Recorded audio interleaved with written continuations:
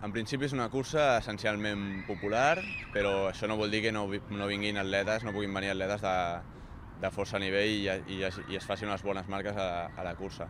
Sí que esperàvem una bona acollida, però realment no la que hem tingut. Hem tancat en 23 dies, hem tancat inscripcions, com tu has dit, 1.000 participants. I nosaltres imaginem que part de l'èxit ve de la data que hem escollit, que nosaltres mateixos com a corredors ja ens trobàvem cada any que entre la cursa dels nassos i la propera, que no era fins l'abril, doncs teníem 3 mesos o així que només l'únic que podíem fer era entrenar perquè no hi havia cap cursa. Llavors vam decidir nosaltres aprofitar i crear nosaltres la nostra pròpia cursa en aquest buit, i això doncs clar, com nosaltres n'hi havia 1.000 més com a mínim, que es trobaven amb el mateix, de que no tenien on anar a córrer, quina cursa a competir.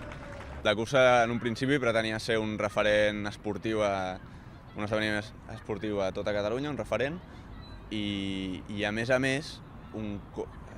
partint d'aquesta voluntat, la cursa és també un memorial, un record a un atleta d'aquí de Badalona, molt conegut, Luis Condon, que tenia un grup d'amics que són els Mikakos, i que aquest mateix grup d'amics dona un premi a la nostra cursa al millor corredor local.